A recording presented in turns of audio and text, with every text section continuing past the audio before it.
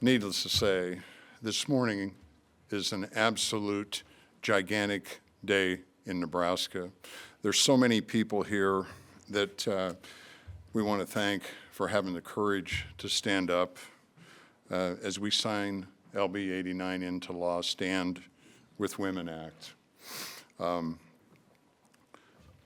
Having the privilege to be the governor of the extraordinary state of Nebraska, I got 4 words, and they're not changing as long as I have the privilege. It's kids, taxes, agriculture, values. This bill is really a big deal for our young people, for our kids, standing up for women, and it's a big deal standing up for the values of Nebraska that all of us believe in, and we have the courage to say it is time that we get comfortable being uncomfortable, talking about what's really, really important. I know you guys won't believe it, but I'm old enough to talk about Title IX, and before there was really a chance for women to compete. In the late 60s, just think about in the state of Nebraska, there was not one opportunity for a woman to compete. Volleyball in Nebraska high school started getting played like in 1972. In 73 and 4, I was a line judge at the back. Holy cow, that was pretty bad, right? But maybe my point simply in bringing it up is there has been extraordinary work. There have been pioneers that have stood up so that all women could compete, and that they could compete and be on a level playing field and do extraordinary, extraordinary things. And as we all agree, right, sports is life 101. We learn to get knocked down, we learn to get up, dust ourselves off, and keep going harder the next day. So it's an absolute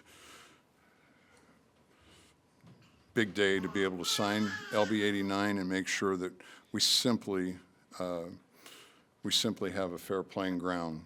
And I think any athlete understands what fair is and what hard work and determination and grit never gets compromised. So it was really, I was really proud to sign an executive order, and I think it took place shortly after I met you, Jordy, back, we did it in August of 23, a Women's Bill of Rights, and then we were together in DC with President Trump when he signed the executive order, No Men in Women's Sports. So those are gigantic moments, and it's really a big deal to be here to codify it for the state of Nebraska. And with that wouldn't have happened without Senator Kauth. It's a gigantic thank you. We've known each other for a period of time now, and I just admire and respect your grit and determination and never give up. And I think maybe for all of us, and I'm so proud of the senators that are here.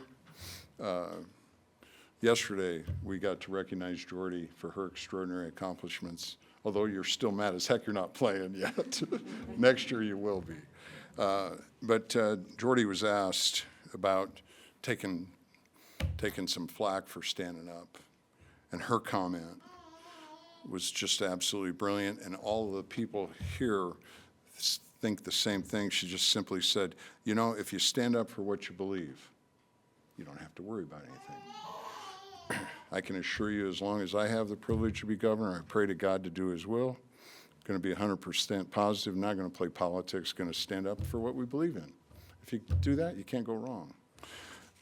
So, as I love to say, it is time for all Nebraskans, not just the people here, but every one of us in the room, that we get comfortable being uncomfortable, talking about things that are really important that we have not been very good at. And hopefully this is a day that inspires us all to do a little bit more. So I've talked too long. I want to turn it over to the champion, Senator Kauth. You're the rock star.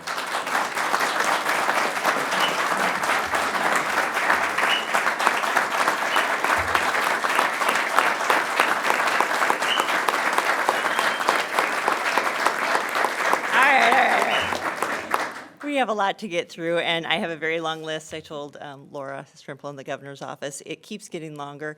The